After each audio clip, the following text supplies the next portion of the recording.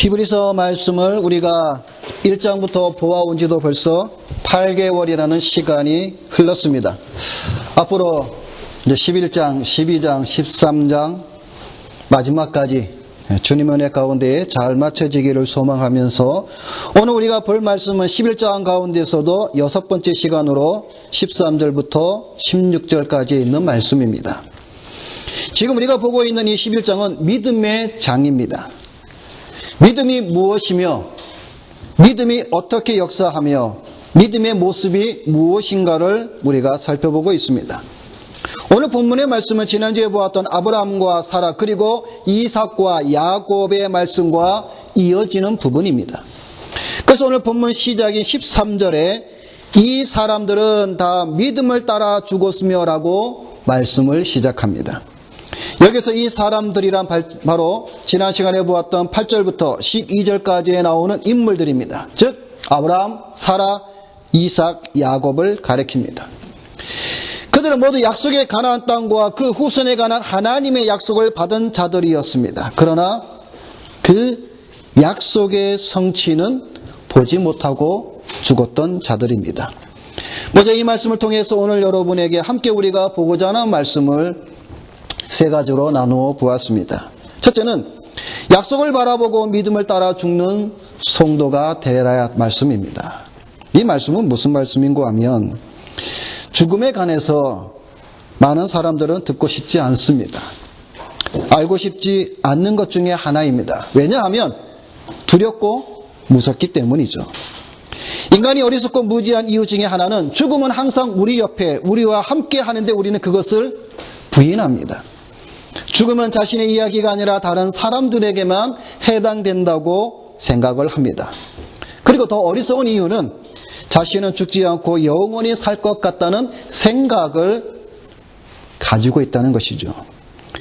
요즘 세대의 네티즌들이 생각하는 인생의 여정에 대해서 인터넷에 이러한 글이 올라가 있는 것을 보았습니다.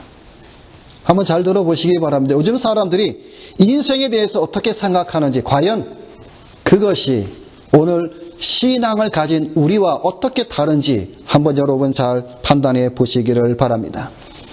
1살부터 100살까지 요즘 젊은 사람들이 생각하는 인생의 여정입니다.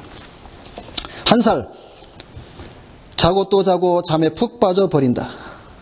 2살, 기어가느냐 걸어가느냐 그것이 문제로다. 3살, 때를 쓰면 엄마가 들어줄 때도 있고 야단 칠 때도 있어서 헷갈린다. 5살, 이제 투정 부리면 돌아오는 것은 분유가 아니라 회초리다. 12살, 방학 숙제도 하루 만에 다 할 수 있다. 한 달 일기도 2시간이면 충분하다. 14살, 더 이상 엄마가 사다 주는 옷이 싫다. 18살, 인생에서 가장 중요한 시기, 하지만 그 중요성은 한참 후에나 알게 된다. 19살, 19보다 고3으로 불린다. 21살, 교복을 벗어버리니 군복을 입혀주더라. 24살, 꿈을 꾸려면 잠을 자고 꿈을 이루려면 잠들지 말아야 한다는 말이 실감난다. 33살, 둘러보면 주위엔 노처녀들 뿐이다. 있을 때 잡고 놓치지 말았어야 했는데. 40살, 나이를 물어보면 만 나이로 대답한다. 45살, 화장이 아니라 변장을 한다. 47살, 젊어 보인다는 말이 최고로 좋다. 50살, 요즘 애들의 추세를 도무지 따라 할 수 없다. 51살, 꽃무늬 옷이 좋다. 56살, 동네 꼬마들이 할아버지라고 불러야 할지 아저씨라고 불러야 할지 고민한다. 60살, 드디어 말로만 듣던 환갑잔치. 65살, 지하철을 무료로 탈 수 있다. 70살, 질병도 삶의 일부가 되는 나이다. 80살, 70을 넘길 수 있을까 하고 생각했는데 막상 80을 넘기고 보니 더 오래 살고 싶은 마음이 강해진다. 92살, 안 그런 척하지만 죽음이 두렵다. 마지막 100살, 인생은 그 자체로 아름다운 여정이다. 이것이 인생이다. 라고 요즘 젊은이들이 이렇게 생각을 한다고 합니다. 근데 그 다음은 없습니다. 죽음으로 끝난다는 것이죠. 저거 이것을 읽고 가만히 어떤 느낌을 받았냐면 참 허무하다라는 생각이 들었습니다. 이렇게 살아서 과연 그들이 마지막에 100살을 살든 120을 살든 그 다음에 대한 소망이 없다라는 것입니다. 우리가 허무함을 느끼고자 이렇게 100년 아래의 짧은 삶을 사는 것이 아님에도 사람들은 이 허무한 것을 잡고자 발버둥 치며 살아간다는 것입니다. 지난주 한국에서 2명의 장로가 자살을 했습니다. 아마 여러분이 소식을 들은 분들은 아실 것입니다. 근데 그 2명의 장로가 일반 평범한 사람들이 아니었습니다. 한 사람은 롯데그룹의 제2인자입니다. 한국에서 내놓으라는 대기업의 2인자입니다.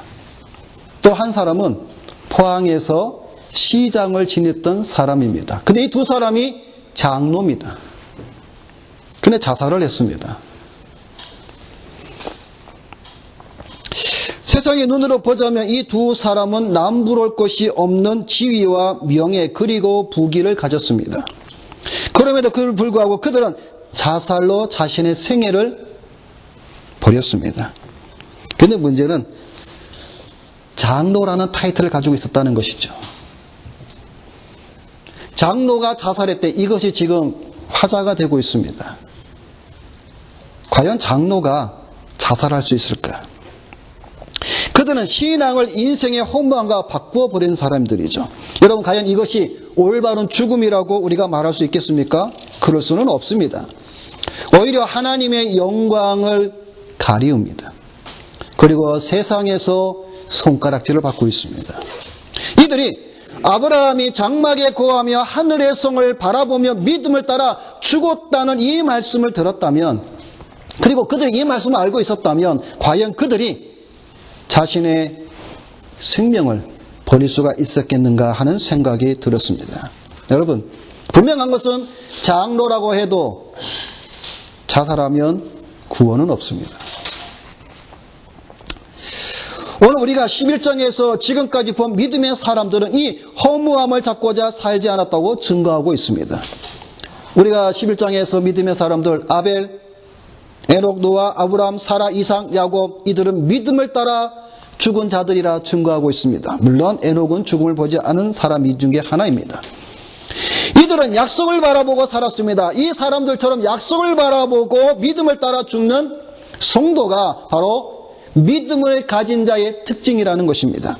오늘 우리가 보는 이 13절부터 16절까지 말씀은 믿음을 가진 자의 특징에 대해서 오늘 우리가 보고자 하는 것입니다. 그 첫 번째가 바로 믿음을 가진 자의 특징은 믿음을 따라 죽는다라는 사실입니다. 그런데 이들은 약속을 받지 못하였습니다. 아브라함과 이삭과 야곱과 사라는 약속을 받았는데 그것을 자기들에게 성취되지 못함을 보고 죽었습니다. 오늘 본문 말씀에 보면 멀리서 바라보고 환영하며 믿음을 따라 죽었다라고 말씀하고 있습니다. 여러분, 이상하지 않습니까? 약속을 손에 쥐은 것도 아니고 그것을 누린 것도 아닙니다. 다만 그 약속을 멀리서 보고 오겠구나, 그럼 믿음을 바라보고, 즉 약속을 기다리며 올 것을 믿었다라는 것입니다. 오늘 우리의 머리로는 도저히 이해를 가지 않는 행동입니다. 어떻게 오지도 않은 그 약속을 바라보고 기다릴 수가 있었는지. 그런데 성경은 이것이 믿음이라고 말하고 있다는 사실입니다. 믿음으로는 가능하다라는 말입니다. 그들은 하나님께서 약속하신 바를 실행할 것이라는 믿음으로 살았습니다. 그들은 그것을 믿음의 눈으로 바라보았다라는 말입니다. 여러분, 이 말씀을 통해서 저는 이렇게 여러분에게 하나의 질문을 드립니다. 구약의 믿음의 성도들이 오실 메시아와 그의 나라를 바라보고 믿음을 따라 죽었다면 신약시대를 살아가는 오늘 우리들은 어떻게 해야 되느냐, 이 질문을 여러분에게 드리고 싶습니다. 오늘 우리도 구약의 믿음의 성도들과 같이 우리도 동일하게 다시 오실 주님과 그의 나라를 바라보고 어떻게 해야 됩니까? 믿음을 따라 죽어야 한다는 사실입니다. 여러분 이 말씀 듣기를 피하지 마시기 바랍니다. 믿음을 가진 성도라면 이 말씀에 오히려 아멘으로 화답해야 되는 것은 마땅합니다. 오늘 본문은 바로 이것을 우리에게 말씀하고 있습니다. 만일 이것이 아니라면 오늘 이 본문을 무엇을 우리에게 전해주고 있다고 여러분 생각하십니까? 우리가 믿음을 따라 죽는 것은 참으로 복됩니다. 그래서 여러분 요한계시록에 보면 주 안에서 죽은 자가 복이 있도다라고 말씀하고 있는 이유가 바로 거기에 있습니다. 우리 앞서 모든 믿음의 선지들은 그 약속을 바라보고 믿음을 따라 죽었다라는 것입니다. 그래서 여러분 아벨은 믿음을 따라 죽었죠. 믿음으로 산 제사를 드리다가 가인에 의하여서 죽었습니다. 우리 수많은 사람들이 믿음을 따라 죽었습니다. 한국에서 죽은 그 두 명의 어리석은 그 죽음과는 차원이 다른 죽음이 우리는 과연 무엇을 선택을 해야 되느냐 여러분 잘 한번 생각해 보시기를 바랍니다. 두 번째는 오늘 이 말씀을 통해서 말씀해 주고 있는 것은 약속을 바라보고 믿음을 따라 죽었다는 증거로 그들은 외국인과 나그네로 살았다라고 말씀하고 있습니다. 오늘 13절 하반절 말씀에 보면 땅에서는 외국인과 나그네로라 말씀하고 있습니다. 여러분 사실 이 말씀은 아브라함이 헷 자손들에게 증거한 것을 두고 한 말씀입니다. 창세기 23장을 보게 되면 아브라함의 아내 사라가 죽습니다. 가나안 땅 헤브론 곧 기럇 아르바에서 사라가 죽습니다. 아브라함이 사라를 위하여 슬퍼하며 애통하다가 헷 족속의 땅에 매장지를 구입하는 장면이 바로 23장입니다. 그때 아브라함이 이렇게 말을 합니다. 헷 족속에게 말하여 이르되 나는 당신들 중에 나그네요 거류하는 자이니 당신들 중에서 내게 매장할 소유지를 주어 내가 나의 죽은 자를 내 앞에서 내어다가 장사하게 해달라고 말을 합니다. 약속을 바라보고 믿음을 따라 죽었다는 증거로 아브라함은 외국인과 나그네로 살았습니다. 우리가 지난 시간에 보았듯이 아브라함은 장막에 거하였습니다. 그는 은과 금과 각축이 풍부한 자였습니다. 그리고 그는 군사력도 있었습니다. 그럼에도 불구하고 그는 요새나 성이나 울타리를 만들어서 살지 않았습니다. 아브라함은 가나안, 즉 약속의 땅이 예표라는 것을 알았습니다. 그래서 그가 바라보는 것은 가나안이 아니라 하늘에 있는 곧 하나님의 나라를 보았던 것입니다. 그래서 그는 가나안 땅을 떠돌면서 장막에 거하였다라는 사실입니다. 여러분 가나안 땅에 사는 족속들은 장막을 치며 살아가는 나그네처럼 살아가는 이 아브라함을 무엇이라고 불렀는지 아십니까? 히브리라고 불렀습니다. 히브리. 여러분 히브리라는 말이 무엇입니까? 히브리라는 말은 강을 건너온 자 또는 이주민이라는 뜻입니다.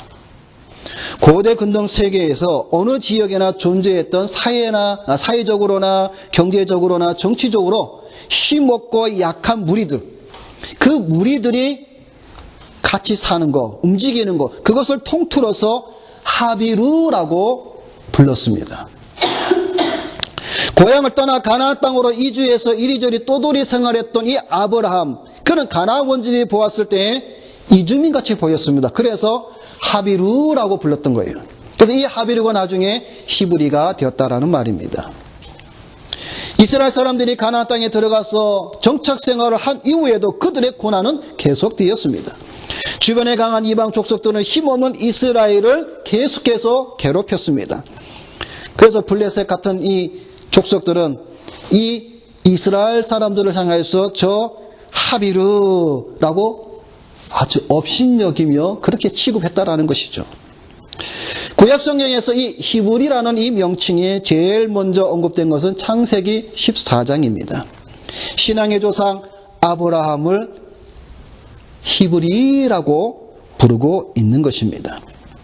가나안 원주민이 보았을 때 아브라함은 외지에서 건너온 타지 사람입니다. 그래서 그들은 아브라함을 가리켜서 히브리라고 불렀다라는 것이죠. 이주민, 즉 외국인과 나그네처럼 이 아브라함은 살았습니다. 그런데 이러한 고백은 아브라함뿐만 아니라 오늘 본문에 보게 되면은 이삭도 야곱도 동일한 고백을 하고 있다는 사실입니다. 그래서 여러분, 야곱이 바로왕 앞에 섰을 때 이렇게 고백하는 거 여러분이 기억나실 줄로 압니다. 창세기 47장에 보면 야곱이 바로에게 이르되 내 나그네 길의 세월이 130년이니이다. 내 나이가 얼마 못되니 우리 조상의 나그네 길에 연조에 미치지 못하나 험악한 세월을 보내었습니다. 라고 말하는 장면을 여러분이 아실 것입니다. 여러분, 장막에 거하면서 이 아브라함과 이삭과 야곱은 하나님의 나라를 보았습니다. 그러기에 그들은 장막에 거하는 것을 기꺼이 감수했고 그들은 그렇게 살았습니다. 이것이 나그네의 삶이라는 것입니다. 아까 말씀드린 대로 믿음을 가진 자의 특징, 첫 번째가 믿음을 따라 죽는 거라 했습니다. 두 번째로 믿음을 가진 자의 특징은 바로 하나님의 백성이라는 그 특징이 무엇이냐면 바로 나그네라는 것입니다. 가나안 족속들은 장막에 거하며 나그네처럼 사는 사람, 이 아브라함을 히브리라고 불렀다고 앞서 말씀을 드렸습니다. 저는 오늘 이것이 오늘 우리에게도 당연히 이렇게 불러져야 된다고 생각을 합니다. 여러분들이 하나님의 백성, 믿음을 가진 자라고 고백을 한다면 여러분의 믿음의 삶 가운데 그 특징으로는 나그네처럼 사는 증거가 나와야 합니다. 외국인과 나그네처럼 살지 않으면서 하나님의 백성이라고 불리어지는 것은 거짓입니다. 예를 들어 설명하자면 이렇습니다. 여러분, 우리나라 1992년 10월 28일에 종말론이 있었죠. 여러분 다 기억하실 것입니다. 밤 12시에 예수님이 재림한다고 얼마나 전국이 떠들썩했습니다. 교회마다 흰 옷을 입고 박수 치면서 하나님의 나팔소리 부르며 찬송을 부르면서 얼마나 주님을 고대했는지 모릅니다. 근데 여러분, 그 거짓 종말론 목사들은 뭐라고 얘기했습니까? 주님의 재림이 옵니다. 주님이 재림이 오게 되면 여러분이 가지고 있는 재산 다 필요 없습니다. 교회에 바치십시오라고 얼마나 많은 사람들을 미혹했습니까?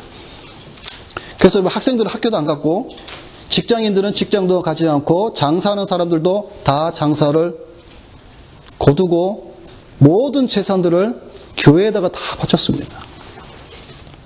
근데 여러분, 이 거짓 목사들은 그것을 가지고 어떻게 했습니까? 자기들의 이름으로 땅을 사고 빌딩을 사고 투기를 했습니다. 그것이 나중에 들통이 났습니다. 여러분, 예수님께서 재림한다고 말을 하면서 성도를 속이고 재산을 다 바치라고 말한 그들이 자기들은 땅과 건물을 샀다는 것이죠. 주님이 재림한다면서 자기들은 왜 그런 사악한 짓을 합니까? 거짓이라는 것이죠.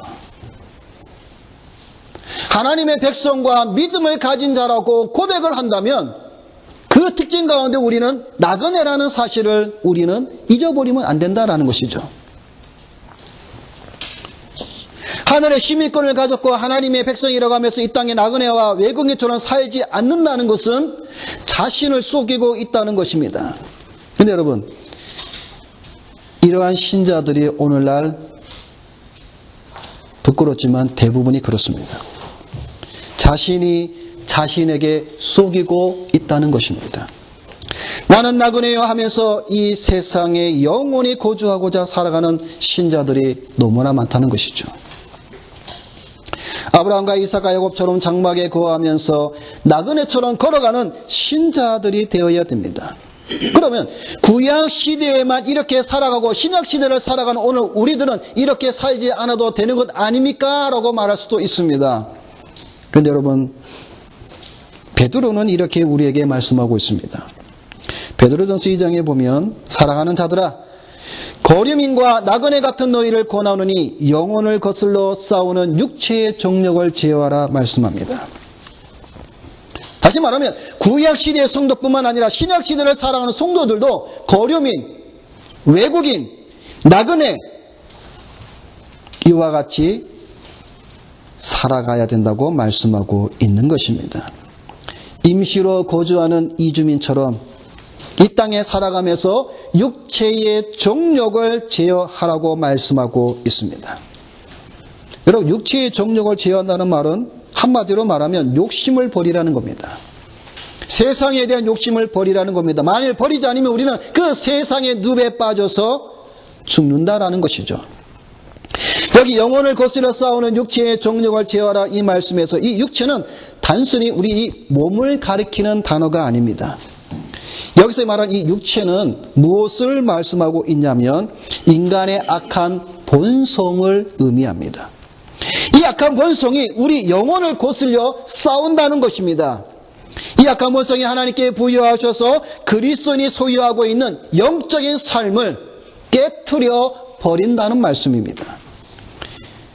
여기 언급된 이 육체와 영혼은 서로 양립할 수 없는, 그래서 하늘에 속한 신령한 신분을 소유한 그리스도인들은 그의 합당한 영적 생활을 영위하기 위하여 타락한 우리 인간의 악한 본성과 싸워야 한다라고 말씀하고 있는 것입니다. 인간이 악한 본성으로 세상을 사랑하고 세상의 연민을 가지게 하고 로스의 아니처럼 뒤를 보게 만든다라는 것입니다. 사실 우리 인간의 본성은 그렇잖아요. 악을 좋아하고 더러움을 좋아하는 것이 우리 인간의 본성입니다.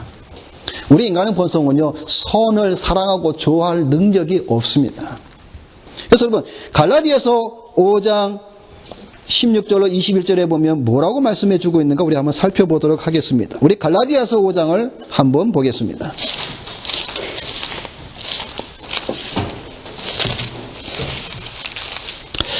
신약성경 308페이지입니다.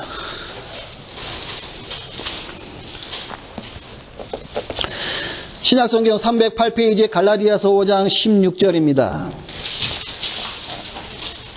자, 16절부터 우리 21절까지 우리 함께 말씀을 봉독합니다. 내가 이르노니 너희는 성령을 따라 행하라. 그리하면 육체의 욕심을 이루지 아니하리라.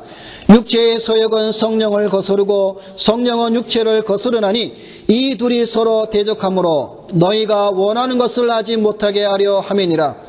너희가 만일 성령의 인도하시는 바가 되면 율법 아래에 있지 아니하리라. 육체의 일은 현저하니 곧 음행과 더러운 것과 호색과 우상 숭배와 주술과 원수 맺는 것과 분쟁과 시기와 분냄과 당 짓는 것과 분열함과 이단과 투기와 술 취함과 방탕함과 또 그와 같은 것들이라. 전에 너희에게 경계한 것 같이 경계하노니 이런 일을 하는 자들은 하나님의 나라를 유업으로 받지 못할 것이요. 아멘. 갈라디아서 보게 되면 성령을 따라 행하는 자, 또 육체를 따라 행하는 자 둘이 싸웁니다. 그래서 여러분, 사도 바울이 얼마나 로마서 7장에 보면 공고하게 고백하고 있습니까? 내가 원하는 바 선은 행하지 아니하고 내가 원하지 않는 바 악은 행하도다. 이 두 가지가 내 마음속에서 싸움을 보고 사도 바울이 말하기를, 아, 나는 공고한 자로다. 누가 나를 여기에서 건져내라라고 고백합니다.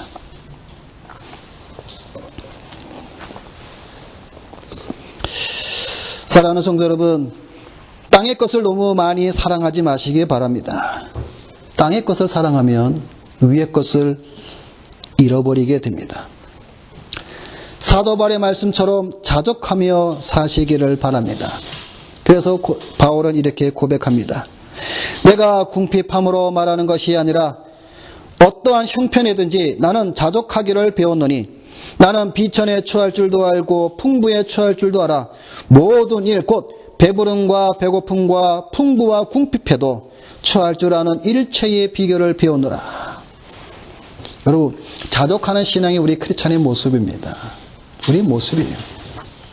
세상에 있는 거 여러분 너무 사랑하지 마시기 바랍니다. 세상 것 사랑하면요, 하늘의 것 잃어버립니다. 세상에서는 나그네요 외국인처럼 사는 것이 언약의 백성이며 그리스도인이라는 사실을 잊지 마시기 바랍니다. 하늘에서 주님께서 부르시면 세상에 아무 미련 없이 손에 있는 모든 것을 내려두고 주님을 볼 수 있는 준비로 살아가야 합니다.